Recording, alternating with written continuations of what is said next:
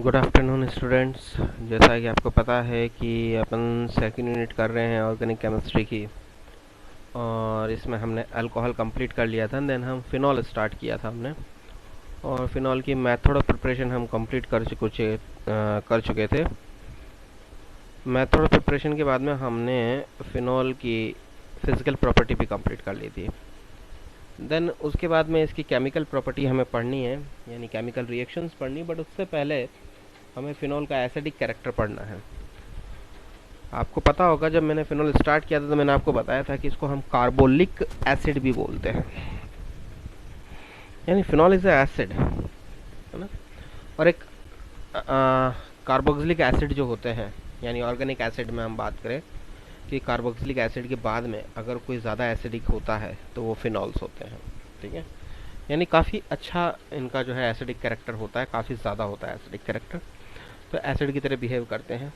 यानी अगर हम कंपैरेटिव स्टडी करें एसिडिक स्ट्रेंथ की अल्कोहल, फिनॉल और कार्बोक्सिलिक एसिड की, तो कार्बोक्सिलिक एसिड सबसे ज़्यादा जो है एसिडिक होते हैं, उनसे कम फिनॉल्स होते हैं, और अल्कोहल तो बहुत कम होते हैं। आपको मालूम है वाटर से भी कम एसिडिक होते हैं, और वाटर अपने आप में एक न्यूट्रल होता है, यानी अल्कोहल को हम एसिड की कैटेगरी में देखते ही नहीं है। जब हम लिटमस टेस्ट वगैरह भी करते हैं तो अल्कोहल्स न्यूट्रल ही शो करते हैं।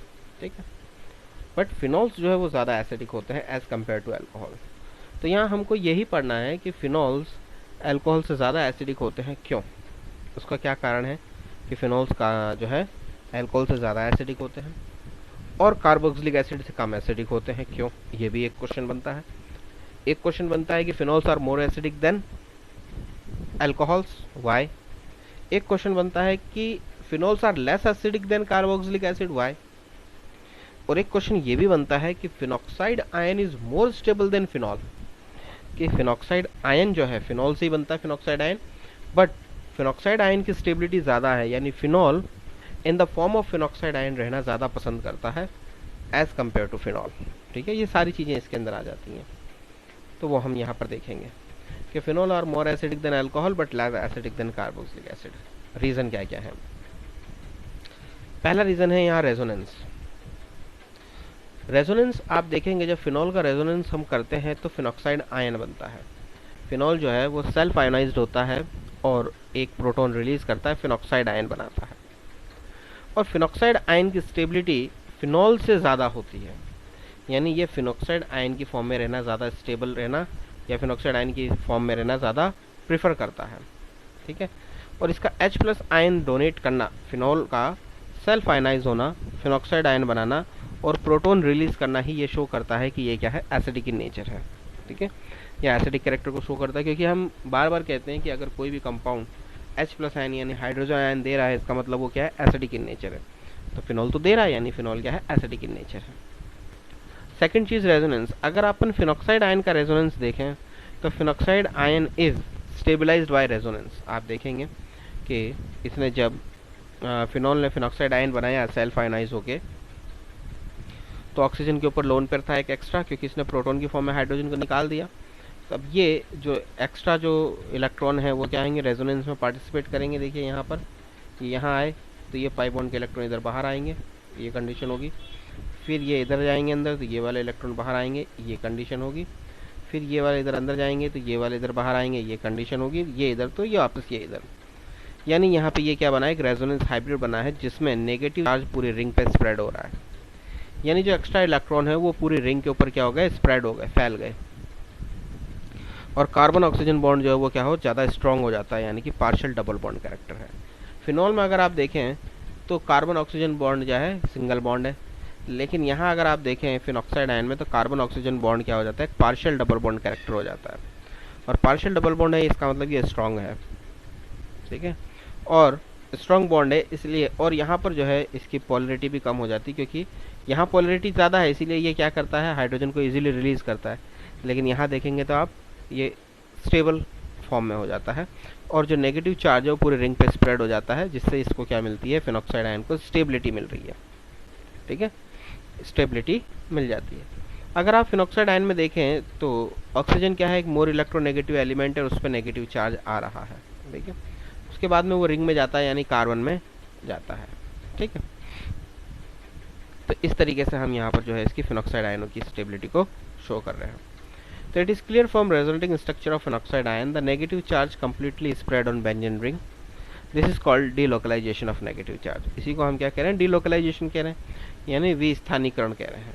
ठीक है, अब इसका कंपैरिजन अगर हम अल्कोहल से करें तो अल्कोहल में रेजोनेंस ही नहीं होता है। ठीक है, अगर हम कहें जैसे फिनॉल से फिनॉक्साइड आयन बना, वैसे अल्कोहल से क्या बनेगा, एल्कोक्साइड आयन बनेगा, यानी RO अलग हो जाएगा, H+ अलग। तो एल्कोक्साइड आयन तो बनेगा, but alkoxide ion is not stabilised by resonance. यानी एल्कोक्साइड आयन तो बनता है अल्कोहल में, लेकिन वो अनुनाद के द्वारा स्थायित्व को प्राप्त नहीं करता। अब फिनॉक्साइड आयनों का स्थायित्व ये बताता है कि फिनॉल इजीली H+ आयन देगा और फिनॉक्साइड आयनों के रूप में क्या होगा, स्टेबल होगा। लेकिन अल्कोहल की फॉर्म में ही ज़्यादा स्टेबल है, एल्कोक्साइड आयनों की फॉर्म में स्टेबल नहीं है, क्योंकि एल्कोक्साइड आयनों में किसी प्रकार का कोई भी अनुनाद यानी रेजोनेंस नहीं होता है। ठीक है, तो in alcohol there is no resonance in alkoxide ion. Negative charge is concentrate only on oxygen atom.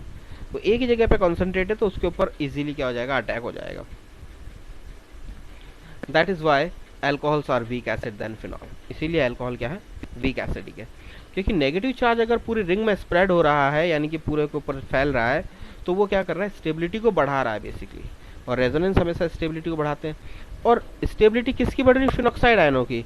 इसका मतलब क्या है कि फिनॉल इजीली H+ आयन देगा, फिनॉक्साइड आयन बनाएगा, और वो फिनॉक्साइड आयन स्टेबल होगा। ठीक है,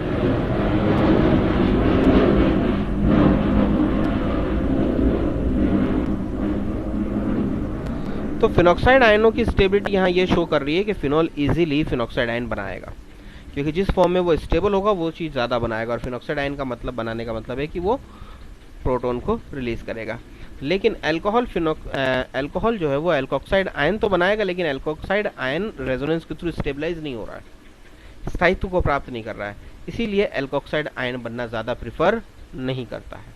ठीक है, अगर हम एनर्जी भी देखें तो आप देखिए, फिनॉल जब फिनॉक्साइड आयन बनाता है और जब अल्कोहल एल्कोक्साइड आयन बनाता है, तो देखिए कितना ज़्यादा एनर्जी का डिफरेंस है दोनों में।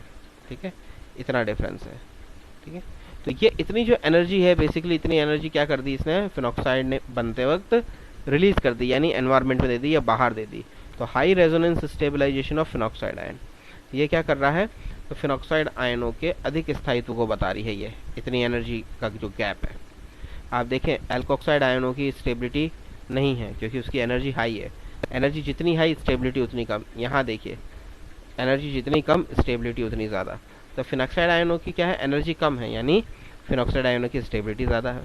एल्कोक्साइड आयनों की एनर्जी ज़्यादा है, इसका मतलब उनकी स्टेबिलिटी कम है। ठीक है, एल्कोक्साइड में अगर हम देखें तो कार्बन जो है वो sp3 हाइब्रिड होता है, जबकि फिनॉक्साइड में अगर हम देखें या फिनॉल में देखें तो OH जिस कार्बन से जुड़ा है वो sp2 हाइब्रिड होता है। ठीक है, और sp3 हाइब्रिड कार्बन एटम की इलेक्ट्रॉन नेगेटिविटी कम होती है, जबकि sp2 हाइब्रिड कार्बन एटम की इलेक्ट्रॉन नेगेटिविटी ज़्यादा होती है। ठीक है, इसीलिए यहाँ पर जो है ये कार्बन ऑक्सीजन बॉन्ड ज़्यादा पोलर होता है, ये OH ही निकालेगा सीधा, ये बॉन्ड ब्रेक होता है। लेकिन यहाँ पर ऑक्सीजन कार्बन की इलेक्ट्रॉन नेगेटिविटी ज़्यादा होती है, इसीलिए carbon oxygen bond easily break नहीं होता, क्योंकि पोलैरिटी कम हो जाती है। और जब पोलैरिटी कम होगी तो बॉन्ड ब्रेक नहीं होगा इजीली। अब ऑक्सीजन को तो इलेक्ट्रॉन चाहिए, ऑक्सीजन क्या है, इलेक्ट्रॉनिकली जो है इलेक्ट्रॉन नेगेटिविटी ज़्यादा होती है, तो इसे इलेक्ट्रॉन चाहिए। तो उस केस में क्या करेगा, ये हाइड्रोजन को निकालेगा और उसके बॉन्ड के इलेक्ट्रॉन ले लेगा। जबकि यहाँ क्या होता है कि ऑक्सीजन को इलेक्ट्रॉन चाहिए, तो ऑक्सीजन क्या करता है, ये कार्बन ऑक्सीजन के बॉन्ड को तोड़ देता है, क्योंकि ये पोलर है ज़्यादा बॉन्ड, तो ये बॉन्ड इजीली ब्रेक हो जाता है यहाँ से, और बॉन्ड के इलेक्ट्रॉन ऑक्सीजन लेके निकल जाता है, यानी OH- की फॉर्म में। ठीक है, जबकि यहाँ ऐसा नहीं हो पाता है, ये भी एक रीज़न है। अगर हम फिनॉल की रेजोनेटिंग स्ट्रक्चर्स देखें तो आप देखेंगे कि फिनॉल में रेजोनेंस अगर हम शो करें तो फिनॉल में रेजोनेंस जब हम बताते हैं तो फिनॉल में ऑक्सीजन के ऊपर पॉजिटिव चार्ज आ जाता है और कार्बन पे नेगेटिव चार्ज आ रहा है, देखिए पूरा में। ठीक है, तो ऑक्सीजन पे पॉजिटिव चार्ज आ रहा है, ये चीज़ ये शो कर रही है कि फिनॉल इजीली क्या करेगा, प्रोटॉन रिलीज करेगा, क्योंकि ऑक्सीजन एक मोर इलेक्ट्रोनेगेटिव एलिमेंट है और वो पॉजिटिव चार्ज को ज़्यादा देर बर्दाश्त नहीं कर पाएगा। और जब वो बर्दाश्त नहीं करेगा, उसे तो क्या चाहिए, इलेक्ट्रॉन चाहिए, तो वो क्या करेगा, इस प्रोटॉन को यानी हाइड्रोजन को प्रोटॉन की फॉर्म में रिलीज करेगा। तो ऑक्सीजन के ऊपर पॉजिटिव चार्ज आना ये शो करता है कि फिनॉल जो है फिनॉक्साइड आयनों की फॉर्म में रहना ज़्यादा पसंद करता है, फिनॉल की फॉर्म में रहना पसंद नहीं करता। क्योंकि फिनॉल की फॉर्म में रहेगा तो ऑक्सीजन पे क्या आएगा, पॉजिटिव चार्ज आएगा। लेकिन अगर वो फिनॉक्साइड आयन की फॉर्म में है तो देखिए ऑक्सीजन के ऊपर कोई पॉजिटिव चार्ज नहीं आ रहा है। ठीक है, पहली बात तो यहाँ ऑक्सीजन के ऊपर कोई पॉजिटिव चार्ज नहीं आ रहा है। दूसरी बात, यहाँ पर कोई चार्ज सेपरेशन नहीं है, यानी पॉजिटिव और नेगेटिव चार्ज नहीं है अलग अलग जो सेपरेट हो। ठीक है, तो फिनॉक्साइड आयन ज़्यादा स्टेबल होते हैं एज कम्पेयर टू फिनॉल की रेजोनेटिंग स्ट्रक्चर से। क्योंकि फिनॉल की रेजोनेटिंग स्ट्रक्चर स्टेबल नहीं है, ये हम बना तो सकते हैं but it is not possible. Possible क्यों नहीं है? Because oxygen is a more electronegative element और आप उस पर ला रहे हो पॉजिटिव चार्ज, और carbon is a less electronegative element, उस पर ला रहे हो नेगेटिव चार्ज, जो कि रेजोनेंस के रूल्स के अगेंस्ट है। रेजोनेंस का रूल हमेशा ये कहता है कि मोर इलेक्ट्रोनेगेटिव एलिमेंट पर हमेशा क्या आएगा, नेगेटिव चार्ज, और लेस इलेक्ट्रोनेगेटिव एलिमेंट पे हमेशा क्या आएगा, पॉजिटिव चार्ज। यहाँ उल्टा हो रहा है, आप देखिए oxygen is a more electronegative element, उस पर पॉजिटिव चार्ज आ रहा है, और carbon is a less electronegative element, उस पर नेगेटिव चार्ज आ रहा है। तो ये रेजोनेंस के रूल्स के अगेंस्ट हो गई पहली बात। दूसरी बात, चार्ज सेपरेशन, कि जब भी चार्ज हों, अपोजिटली चार्ज हों, अपोजिट चार्जेस हों, तो उनमें हमेशा अट्रैक्शन होता है। अट्रैक्शन की वजह से अपोजिट चार्जेस क्या होने चाहिए, पास आने चाहिए, दूर नहीं जाते कभी भी। अगर आप देखेंगे तो पॉजिटिव और नेगेटिव चार्ज देखें इस वाले स्ट्रक्चर से इस स्ट्रक्चर में आएंगे तो दूर जा रहे हैं, देखो, जो कि अपने आप पॉसिबल नहीं है। क्योंकि रेजोनेंस तो क्या है, हम कहते हैं अपने आप होता है ना। तो रेजोनेंस यहाँ पे अपने आप पॉसिबल नहीं है, क्योंकि अपोजिट चार्जेस अपने आप दूर जाए ऐसा पॉसिबल नहीं है। अपोजिट चार्जेस को दूर भेजने के लिए आपको एनर्जी देनी पड़ेगी, वो अपने आप दूर नहीं जा सकते। तो ये भी रेजोनेंस के रूल्स के अगेंस्ट है। हाँ, सेम चार्जेस होते तो वो अपने आप दूर चले जाते। सेम चार्जेस जितने दूर हों उतना ज़्यादा रेजोनेटिंग स्ट्रक्चर स्टेबल होती है, और अपोजिट चार्जेस जितने ज़्यादा पास हों उतनी ज़्यादा रेजोनेटिंग स्ट्रक्चर्स स्टेबल होती हैं। ठीक है, तो ये रीज़न है phenoxide ion is more stable than phenol के। क्योंकि फिनॉक्साइड आयनों में अगर हम देखें तो पहली बात तो चार्ज सेपरेशन है ही नहीं, कोई पॉजिटिव चार्ज नहीं है। दूसरी बात, ऑक्सीजन एक मोर इलेक्ट्रोनेगेटिव एलिमेंट है, उस पर नेगेटिव चार्ज आ रहा है। तो इन दोनों ही कारणों से हम कह रहे हैं कि फिनॉल की फॉर्म में ज़्यादा स्टेबल नहीं है। क्योंकि फिनॉल की अगर हम रेजोनेटिंग स्ट्रक्चर देखें तो वो स्टेबल नहीं होती, लेकिन फिनॉक्साइड आयनों की रेजोनेटिंग स्ट्रक्चर्स क्या है, स्टेबल है। इसीलिए हम कह रहे हैं कि फिनॉक्साइड आयनों की फॉर्म में रहना ज़्यादा प्रीफर कर रहा है। ठीक है, तो ये जो चीज़ है यहाँ पे वही है कि phenoxide ion is more stable than phenol. देखिए ये फिनॉल की रेजोनेटिंग स्ट्रक्चर्स की देखिए एनर्जी कितनी ज़्यादा है, क्योंकि ऑक्सीजन के ऊपर पॉजिटिव चार्ज आया है ना, कार्बन के ऊपर नेगेटिव चार्ज आ रहा है, पहला ही रूल के अगेंस्ट हो गया। और दूसरी चीज़ क्या कहते हैं कि इसमें अपोजिट चार्जेस क्या हो रहे हैं, दूर जा रहे हैं, तो एनर्जी आपको ज़्यादा देनी पड़ रही है, यानी बढ़ रही है एनर्जी, तो एनर्जी ज़्यादा है ही। और अगर फिनॉक्साइड आयनों में देखें हम तो ऑक्सीजन के ऊपर नेगेटिव चार्ज है, पॉजिटिव चार्ज तो अलग हो ही गया था पहले ही, और रेजोनेटिंग स्ट्रक्चर भी ज़्यादा स्टेबल है। तो ये क्या है, more stability of phenoxide ion as compared to phenol. देखिए इतना अंतर है फिनॉल और फिनॉक्साइड आयनों की स्टेबिलिटी में भी। ठीक है, तो फिनॉक्साइड आयन जो है वो ज़्यादा स्टेबल है क्योंकि उसकी एनर्जी कम है। ठीक है, रीज़न जो मैंने कहा, in resonating structure of phenol there is a positive charge on more electronegative oxygen atom and negative charge shift on less electronegative element carbon. This is against the rule of resonance. और second है charge separation, जो लिखा नहीं है मैंने, generally आप समझ जाएंगे कि पॉजिटिव चार्ज और नेगेटिव चार्ज, अपोजिट चार्जेस, उनमें अट्रैक्शन होगा तो वो दूर नहीं जाएंगे, पास में रहेंगे। लेकिन फिनॉल के रेजोनेटिंग स्ट्रक्चर में दिख रहा है कि वो दूर जा रहे हैं। ठीक है, तो ये चीज़ें हैं। अब ये तो बात हुई कि भाई फिनॉल अल्कोहल से ज़्यादा स्टेबल हो गए, पता चल गया कि अल्कोहल में तो कोई वो है ही नहीं, रेजोनेंस ही नहीं है ना। दूसरी चीज़ कि फिनॉल भी फिनॉक्साइड आयनों की फॉर्म में ज़्यादा स्टेबल है एज कम्पेयर टू फिनॉल। दो चीज़ें क्लियर हो गई। अब तीसरी चीज़ है फिनॉल और कार्बोक्सिलिक एसिड की अम्लीयता का तुलना करें अगर हम, यानी comparison of acidic strength of phenol and carboxylic acid. अब कार्बोक्सिलिक एसिड फिनॉल से ज़्यादा एसिडिक होते हैं, ऐसा क्यों? क्योंकि कार्बोक्सिलिक एसिड क्या बनाएंगे, जब हम देखेंगे कि वो प्रोटॉन रिलीज करेंगे तो वो कार्ब ऑक्सिलेट आयन बनाएंगे, और कार्ब ऑक्सिलेट आयन में जो सारा नेगेटिव चार्ज है वो ऑक्सीजन पे ही कॉन्सेंट्रेट होता है, कार्बन पर नहीं जाता। ठीक है, जबकि फिनॉक्साइड में हम देखते हैं कि ऑक्सीजन पे आता तो है लेकिन बाद में वो कार्बन पे चला जाता है। ठीक है, ये देखिए कार्बोक्सिलिक एसिड जो है वो कार्बोक्सिलेट आयन बनाएगा, प्रोटॉन रिलीज करेगा। आप ये कार्बोक्सिलेट आयन की रेजोनेटिंग स्ट्रक्चर देखें जो कि कॉन्जुगेट रेजोनेटिंग स्ट्रक्चर्स हैं, नो डाउट हैं दो ही, कॉन्जुगेशन है दोनों का एक दूसरे के साथ में, है ना। आप देखिए ये बॉन्ड के इलेक्ट्रॉन इधर शिफ्ट तो ये इधर जाएंगे, ठीक है, फिर ये इधर शिफ्ट तो ये इधर जाएंगे। तो इसकी अगर आप देखें, there is no positive charge on carbon, carbon के ऊपर कोई पॉजिटिव चार्ज नहीं, कोई नेगेटिव चार्ज भी नहीं है, ठीक है। अगर रेजोनेंस हाइब्रिड देखें तो हम देख रहे हैं कि ये दोनों बॉन्ड लेंथ क्या है, लगभग इक्वल होती हैं, जो कि पार्शियल डबल बॉन्ड कैरेक्टर होता है इन दोनों में, ठीक है। पार्शियल डबल बॉन्ड कैरेक्टर होता है, दोनों बॉन्ड लेंथ लगभग इक्वल हो जाती हैं। अगर आप देखेंगे कि नेगेटिव चार्ज जो है वो इस ऑक्सीजन पर ही स्प्रेड हो रहा है, चाहे वो इस पर हो चाहे इस पर हो, यानी नेगेटिव चार्ज जो है वो मोर इलेक्ट्रोनेगेटिव एलिमेंट पर ही है ना। जिस एलिमेंट की इलेक्ट्रॉन नेगेटिविटी ज़्यादा है सिर्फ उसी पे है नेगेटिव चार्ज। दो ऑक्सीजन है, दोनों पे बारी बारी से क्या हो रहा है, वो स्प्रेड हो रहा है नेगेटिव चार्ज, है ना, यानी इस पूरे दोनों बॉन्ड पे है, कार्बन पर नहीं जा रहा है। तो रेजोनेंस की जो रिक्वायरमेंट है उसको ये फुलफिल कर रहा है कि मोर इलेक्ट्रोनेगेटिव एलिमेंट पर ही चार्ज होना चाहिए, लेस इलेक्ट्रोनेगेटिव एलिमेंट के ऊपर नेगेटिव चार्ज नहीं जाना चाहिए, नहीं जा रहा है, ऑक्सीजन पर ही जा रहा है, कार्बन पर नहीं जा रहा है। लेकिन अगर हम फिनॉक्साइड आयनों की रेजोनेटिंग स्ट्रक्चर्स देखें तो आप देखेंगे कि ऑक्सीजन पे नेगेटिव चार्ज है लेकिन बाद में वो कार्बन पर जा रहा है, ये भी रेजोनेंस के क्या है, अगेंस्ट है।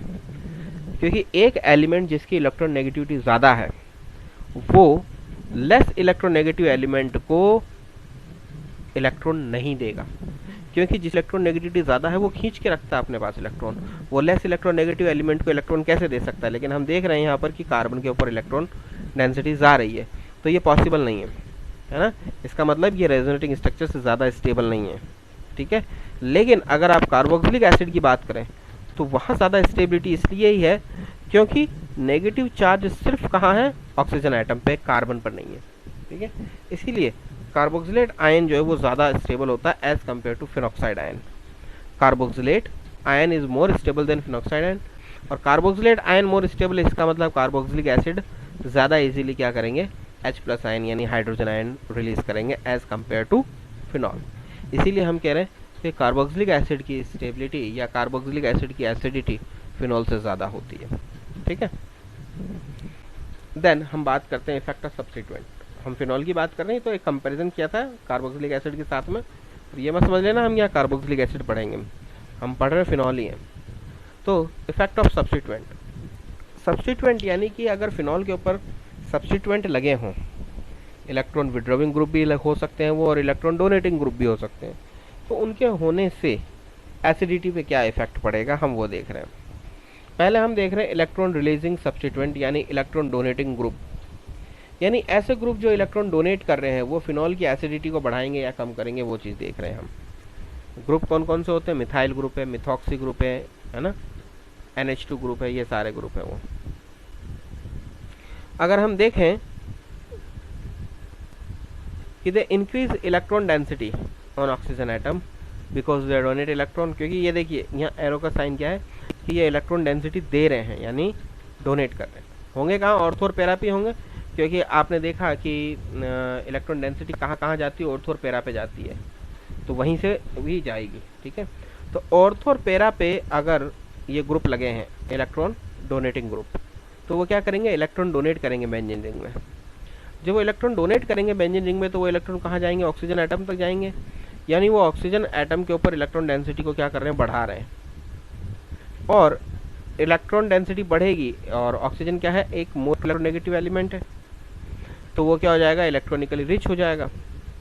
और जब वो इलेक्ट्रॉनिकली रिच हो जाएगा तो वो प्रोटॉन को इजीली रिलीज नहीं करेगा। भाई हमने क्या कहा था फिनॉल में कि ऑक्सीजन के ऊपर पॉजिटिव चार्ज था, याद कीजिए। फिनॉल में जब ऑक्सीजन पे पॉजिटिव चार्ज है तो OH बॉन्ड की पोलरिटी बढ़ जाती है, क्योंकि ऑक्सीजन क्या है, एक मोर इलेक्ट्रोनेगेटिव एलिमेंट है और उसके ऊपर पॉजिटिव चार्ज स्टेबल नहीं होता है, उसे इलेक्ट्रॉन चाहिए, तो OH बॉन्ड की पोलरिटी बढ़ जाती है, और जब OH बॉन्ड की पोलरिटी बढ़ जाती है तो प्रोटॉन को इजीली रिलीज कर देता है। अब O के ऊपर अगर पॉजिटिव चार्ज ही ना आए, हम ऑक्सीजन को पहले से इलेक्ट्रॉन बहुत सारे दे दें, यानी इलेक्ट्रॉन डेंसिटी दे दें, तो क्या वो प्रोटॉन निकालेगा, क्या नहीं निकालेगा। आई बात समझ में, यानी कि इलेक्ट्रॉन डोनेटिंग ग्रुप जो है वो क्या कर रहे हैं, बेसिकली इलेक्ट्रॉन डोनेटिंग ग्रुप जो है वो फिनॉल की एसिडिटी को डिक्रीज कर रहे हैं, क्योंकि ऑक्सीजन के ऊपर इलेक्ट्रॉन डेंसिटी बढ़ जाएगी। ये इलेक्ट्रॉन डोनेटिंग ग्रुप जो है वो इलेक्ट्रॉन डोनेट करेंगे जो ऑक्सीजन के ऊपर इलेक्ट्रॉन डेंसिटी बढ़ा देंगे। जब इलेक्ट्रॉन डेंसिटी बढ़ जाएगी तो OH की जो पोलरिटी है वो डिक्रीज हो जाएगी, ऑक्सीजन हाइड्रोजन बॉन्ड की जो पोलैरिटी वो डिक्रीज हो जाएगी, और पोलैरिटी डिक्रीज हो जाएगी तो एसिडिटी भी डिक्रीज हो जाएगी। ठीक है, तो इलेक्ट्रॉन डोनेटिंग ग्रुप क्या करते हैं, फिनॉल की एसिडिटी को डिक्रीज करते हैं, पहली बात। दूसरी बात हम बात करते हैं इलेक्ट्रॉन विड्रॉविंग ग्रुप की। इलेक्ट्रॉन विड्रॉविंग ग्रुप जो वो इलेक्ट्रॉन डेंसिटी वो क्या करेंगे, एसिडिटी को इंक्रीज करेंगे। कैसे, क्योंकि वो इलेक्ट्रॉन विड्रॉल कर लेंगे। आपको मालूम है बेंजीन एक इलेक्ट्रॉनिकली रिच स्पीसीज है, ऑक्सीजन इलेक्ट्रॉन यहाँ देगा, तो ये जो इलेक्ट्रॉन विड्रॉविंग ग्रुप है ये अगर ऑर्थो या पैरा पे लगे हैं तो ये क्या करेंगे, इलेक्ट्रॉन डेंसिटी को अपने ऊपर ले लेते हैं। जब ये अपने ऊपर ले लेंगे तो ऑक्सीजन क्या हो जाएगा, इलेक्ट्रॉनिकली डेफिशिएंट हो जाएगा, और इलेक्ट्रॉनिकली डेफिशिएंट होते ही OH बॉन्ड की पोलैरिटी बढ़ जाएगी, क्योंकि ऑक्सीजन क्या है, मोर इलेक्ट्रोनेगेटिव एलिमेंट है, और उसके ऊपर इलेक्ट्रॉन की डेफिशिएंसी होने का मतलब क्या है कि उसे इलेक्ट्रॉन चाहिए। अब चाहिए तो भैया कहाँ से लेगा, वो OH बॉन्ड के इलेक्ट्रॉन को लेगा और हाइड्रोजन को प्रोटॉन की फॉर्म में निकाल देगा। यानी जैसे ही ये इलेक्ट्रॉन विड्रॉल करेंगे, कौन, इलेक्ट्रॉन विड्रॉविंग ग्रुप, इलेक्ट्रॉन जैसे ही विड्रॉल करेंगे ऑक्सीजन की इलेक्ट्रॉन जो डेंसिटी है वो कम हो जाती है, या हम कहें इलेक्ट्रॉनिकली डेफिशिएंट हो जाता है ऑक्सीजन, जिसकी वजह से OH बॉन्ड की पोलैरिटी इंक्रीज हो जाएगी, और पोलैरिटी इंक्रीज होगी तो एसिडिटी अपने आप इंक्रीज हो जाएगी, यानी H+ आयन यानी प्रोटॉन की फॉर्म में रिलीज कर देगा। ठीक है, तो ये बात हुई इलेक्ट्रॉन विड्रॉविंग ग्रुप की, यानी इलेक्ट्रॉन डोनेटिंग ग्रुप की एसिडिटी को डिक्रीज करते हैं, और electron donating withdrawing group, sorry मैंने क्या बोला, हाँ, इलेक्ट्रॉन डोनेटिंग ग्रुप यानी रिलीजिंग ग्रुप जो है वो क्या कर रहे हैं, फिनॉल की एसिडिटी को डिक्रीज कर रहे हैं, और इलेक्ट्रॉन विड्रॉविंग ग्रुप जो है वो फिनॉल की एसिडिटी को इंक्रीज कर रहे हैं। ओके, यहाँ पे एग्जांपल देखिए, जैसे नाइट्रो का एग्जांपल दिया हुआ है, पैरानाइट्रोफिनॉल है ये, H2O के साथ में ये जैसे ही होगा तो ये पहले फिनॉक्साइड आयन में कन्वर्ट होगा, पैरानाइट्रोफिनॉक्साइड H3O+, उसकी फिर देखिए यहाँ रेजोनेंस शो किया गया है, ये देखिए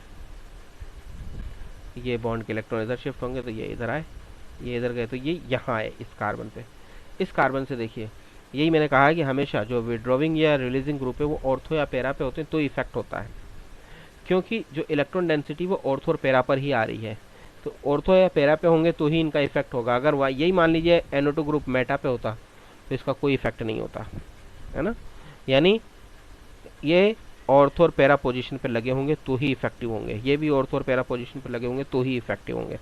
मेटा पे लगे होंगे तो इनका कोई इफेक्ट नहीं होगा, क्योंकि इलेक्ट्रॉन डेंसिटी कहाँ कहाँ आ रही है, ऑर्थो और पैरा पोजीशन पर ही आ रही है। ठीक है, ये देखिए पैरा पे जैसी इलेक्ट्रॉन डेंसिटी आई, इसको किसने ले लिया, NO2 ने ले लिया, देखिए यहाँ पर ये, तो ये बॉन्ड के इलेक्ट्रॉन इधर शिफ्ट हो जाएंगे। ठीक है, ये देखिए ये इधर शिफ्ट हो गए। ठीक है, अब ये वापस इधर, तो ये इधर और ये इधर, ये देखिए इस तरीके। ठीक है, ये है रेजोनेटिंग स्ट्रक्चर्स ऑफ पैरानाइट्रोफिनॉल। ठीक है, पैरानाइट्रोफिनॉल की रेजोनेंस है ये, यानी electron negativity of electron withdrawing group increases, acidity increases. ठीक है, अब इलेक्ट्रॉन विड्रॉविंग ग्रुप जो लगे हैं उन ग्रुप की इलेक्ट्रॉन नेगेटिविटी जितनी ज़्यादा होती है, अगर ज़्यादा होगी तो वो एसिडिटी को और इंक्रीज करेंगे। For example chloro, bromo, iodo और फ्लोरो की हम बात करें, फ्लोरो, क्लोरो, ब्रोमो, आयोडो 4 हैं, चारों के चारों हेलोजन जो है वो क्या है, इलेक्ट्रॉन नेगेटिव ज़्यादा होती है। तो अब ये है कि फिनॉल के ऊपर ये 4 इलेक्ट्रॉन विड्रॉविंग ग्रुप लगे हैं, तो इनमें से कौन एसिडिटी को ज़्यादा बढ़ाएगा। तो रूल तो ये कहता है कि फ्लोरीन के होने से इलेक्ट्रॉन नेगेटिविटी ज़्यादा, सॉरी एसिडिक कैरेक्टर ज़्यादा बढ़ना चाहिए क्योंकि फ्लोरीन की क्या है, इलेक्ट्रॉन नेगेटिविटी हाई है, और जब इसकी इलेक्ट्रॉन नेगेटिविटी हाई है तो ये बॉन्ड के इलेक्ट्रॉनों को ज़्यादा खींचेगा या ज़्यादा अपने ऊपर लेगा, तो OH बॉन्ड की पोलैरिटी ज़्यादा बढ़ेगी और प्रोटॉन इजीली रिलीज होना चाहिए। यानी कहने का मतलब electron negativity, electron withdrawing group की इलेक्ट्रॉन नेगेटिविटी जितनी ज़्यादा होती है एसिडिटी उतनी ज़्यादा होती है। तो अगर हम देखें इन चारों हेलोजन में से तो फ्लोरीन की इलेक्ट्रॉन नेगेटिविटी सबसे ज़्यादा है, तो फ्लोरीन की इलेक्ट्रॉन नेगेटिविटी हाई है तो एसिडिटी हाई होनी चाहिए, लेकिन यहाँ तो ये सबसे लास्ट में आ रहा है।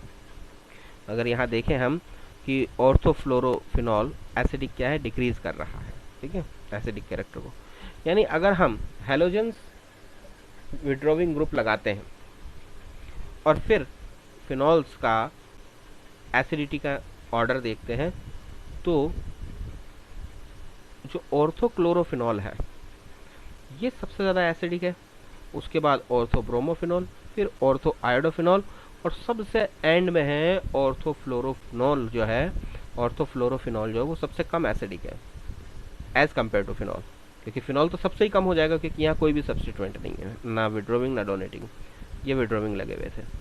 होना चाहिए था इसकी एसिडिटी सबसे ज़्यादा होनी चाहिए थी, पर इसकी सबसे कम होती। उसका कारण क्या है? यह एक्सेप्शनल केस है। उसका कारण क्या है? क्योंकि बाकी ऑर्डर सही है। देखिए, फ्लोरीन के बाद इलेक्ट्रोनेगेटिविटी हाई किसकी है? क्लोरीन की। तो क्लोरीन बहुत ज़्यादा एसिडिक करेगा शो। उसके बाद ब्रोमीन की, उसके बाद ब्रोमीन आ गया, फिर आयोडीन आ गया। लेकिन फ्लोरीन सबसे एंड में क्यों चला गया? क्योंकि यहाँ फ्लोरीन हाइड्रोजन बॉन्डिंग कर रहा है। अगर आप ध्यान से देखें, हाइड्रोजन बॉन्डिंग के लिए क्या जरूरी है? फोन, FON, यानी फ्लोरीन, ऑक्सीजन या नाइट्रोजन। तो यहाँ फ्लोरीन प्रेजेंट है। फिनॉल में OH होता है, तो फिनॉल का जो H है और फ्लोरीन में भी क्या हो जाती है? यहाँ पे हाइड्रोजन बॉन्डिंग हो जाती है। इसको हम इंट्रामोलिकुलर हाइड्रोजन बॉन्डिंग भी कहते हैं। इस इंट्रामोलिकुलर हाइड्रोजन बॉन्डिंग की वजह से ये जो है इसकी एसिडिटी कम हो जाती है, क्योंकि ये तो उल्टा इसको क्या कर रहा है? स्टेबल कर रहा है। जबकि होना क्या चाहिए था? ये इसको निकालना चाहिए था, लेकिन ये इसको क्या कर रहा है? स्टेबलाइज कर रहा है। इसकी वजह से जो है यहाँ पर इसकी हम बात कर रहे हैं कि एसिडिटी क्या हो गई है? कम हो गई है। ठीक है। और नेक्स्ट क्या है कि number of electron withdrawing group जितने ज़्यादा होंगे एसिडिटी उतनी ज़्यादा होगी। देखिए, 3 इलेक्ट्रॉन विड्रोविंग ग्रुप है तो एसिडिटी ज़्यादा, 2 है तो थोड़ी कम, 1 है तो और कम। अब वो एक भी जो है कहाँ है उसका डिपेंड करता है। पैरा जो है वो एकदम जस्ट सामने पोजीशन होती है विड्रोविंग ग्रुप की, यानी पैरा पे है अगर विड्रोविंग ग्रुप तो उसका इफेक्ट ज़्यादा होता है, ध्यान रखिएगा, है ना। ऑर्थो वाले से ज़्यादा होता है। देखने में ऑर्थो पास लगता है, लेकिन पैरा जो है वो डायरेक्ट इफेक्ट होता है। दूसरा, ऑर्थो पे अगर ग्रुप लगा है तो इन दोनों में क्या होगा? स्टेरिक हिंड्रेंस होती है, रिपल्शन भी होता है, जो कि इसकी स्टेबिलिटी को कम करेगा उल्टा। ठीक है। पैरा की डिस्टेंस भी बराबर है और ये इलेक्ट्रॉन विड्रॉल इजीली करता है यहाँ से। तो इसीलिए जब तक 3 है, फिर 2 है, कोई दिक्कत ही नहीं है, क्योंकि जितने ज़्यादा ग्रुप होंगे उतनी ज़्यादा एसिडिटी। 3 ग्रुप हैं, फिर 2 ग्रुप हैं। पर जब 1 है तो 1 में क्या होगा कि पैरा पे लगा होगा तो ज़्यादा एसिडिटी को शो करेगा, ऑर्थो वाला कम करेगा, मेटा वाला सबसे कम, क्योंकि मेटा पर तो इफेक्ट ही नहीं हो रहा है। इलेक्ट्रॉन डेंसिटी जा कहाँ रही है? ऑर्थो और पैरा पे जा रही है। तो इसीलिए ऑर्थो और पैरा पर जब ग्रुप लगे होंगे तो एसिडिटी ज़्यादा बढ़ेगी। उसमें भी पैरा पे जब ज़्यादा लगा होगा तब ज़्यादा एसिडिटी होगी, फिर ऑर्थो पे, और मेटा पे तो होने का कोई फ़र्क पड़ता नहीं, इसलिए मेटा सबसे एंड में और सबसे लास्ट में विदाउट कोई सब्स्टिट्यूएंट वाला। ठीक है, इस तरीके से ये है। इलेक्ट्रॉन डोनेटिंग ग्रुप क्या कर रहे हैं? एसिडिटी को डिक्रीज कर रहे हैं, ये देख लीजिए। ठीक है। पर इनमें भी अगर हम देखें सबसे ज़्यादा एसिडिक कौन होगा? ये वाला होगा। क्यों? क्योंकि इसमें जो इलेक्ट्रॉन डोनेटिंग ग्रुप लगा है कहाँ लगा? मेटा पे लगा है। हम बार बार कह रहे हैं इलेक्ट्रॉन डोनेटिंग ग्रुप हो या इलेक्ट्रॉन विड्रोविंग ग्रुप है, ऑर्थो और पैरा पे लगते हैं तो ज़्यादा इफेक्टिव होते हैं वो। लेकिन यहाँ ऑर्थो पे नहीं लगे हैं ना पैरा पे लगा, तो ज़्यादा इफेक्टिव नहीं है। ये कहाँ लगा है? मेटा पे लगा, इसलिए ज़्यादा इफेक्टिव नहीं है। तो ये एसिडिटी को कम तो कर रहा है पर ज़्यादा कम नहीं कर रहा है ना, बहुत ज़्यादा कम नहीं कर रहा है। इसीलिए अगर इन तीनों की एसिडिटी का ऑर्डर देखें तो ये सबसे ज़्यादा एसिडिक होगा, क्योंकि इसका इफेक्ट नहीं पड़ रहा है ना। इसका इफेक्ट पड़ता तो उल्टा ये एसिडिटी को डिक्रीज कर देता। इसका इफेक्ट नहीं पड़ रहा है, इसलिए ये सबसे ज़्यादा एसिडिक है। उसके बाद ये और फिर ये। अब यहाँ आप कहेंगे कि साहब यहाँ पर ये है तो इसका इफेक्ट ज़्यादा होना चाहिए था, लेकिन ये पास में है ना। ये पास में है, ये पहले इलेक्ट्रॉन डोनेट करेगा। ये पास में होने की वजह से ये इलेक्ट्रॉन ज़्यादा डोनेट कर रहा है, तो बेसिकली ये एसिडिटी को सबसे ज़्यादा डिक्रीज कर रहा है। ठीक है। ये दूर है। ठीक है। तो ये डोनेट तो कर रहा है, लेकिन क्योंकि आप देखेंगे यहाँ पे जो इलेक्ट्रॉन डोनेट हो रहे हैं, ये जो डोनेटिंग ग्रुप है, ये इंडक्टिव इफेक्ट के थ्रू इलेक्ट्रॉन डोनेट कर रहे हैं। रेजोनेंस इफेक्ट नहीं है, ध्यान रखना, है ना। Inductive effect. तो इंडक्टिव इफेक्ट आप जानते हैं कि नंबर ऑफ कार्बन एटम बढ़ने के साथ साथ क्या होता जाता है? डिक्रीज होता जाता है। ठीक है। तो आप देखेंगे कि यहाँ पे अगर CH3 लगा है तो ये जस्ट पास वाले कार्बन पे है ना। फिर यहाँ होगा तो और दूर होगा, और यहाँ होगा तो और भी दूर होगा। तो ये सबसे ज़्यादा ये मैक्सिमम डिस्टेंस पे है, चौथे कार्बन पे है। तो इसका जो इंडक्टिव इफेक्ट होगा वो बहुत कम होगा ऑक्सीजन तक। ठीक है। इलेक्ट्रॉन डोनेट करने की जो टेंडेंसी है वो है इसकी, पर इसका जो इफेक्ट होगा वो बहुत कम होगा, है ना, बहुत कम होगा। इसलिए हमने कहा कि इसकी एसिडिटी ज़्यादा होगी।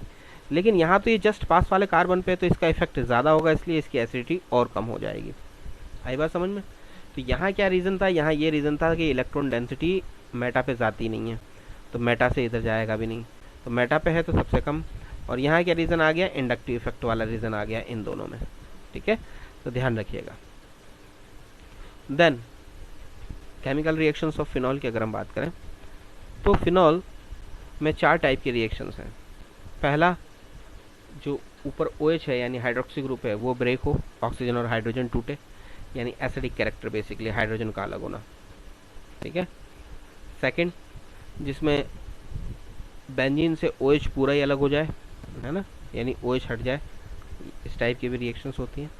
Third, reactions of benzene ring, यानी बेंजीन रिंग की रिएक्शंस जिनको हम कहते हैं इलेक्ट्रोफिलिक सब्स्टिट्यूशन रिएक्शन। ठीक है, एरोमेटिक रिंग की है, इलेक्ट्रोफिलिक एरोमेटिक सब्स्टिट्यूशन रिएक्शन।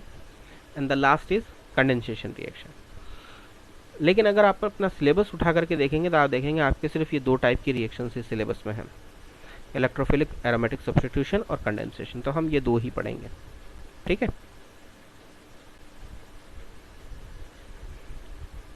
तो ये 2 टाइप की रिएक्शंस अपने कोर्स में हैं और इनको हम स्टडी करेंगे अब कल। Okay, thank you.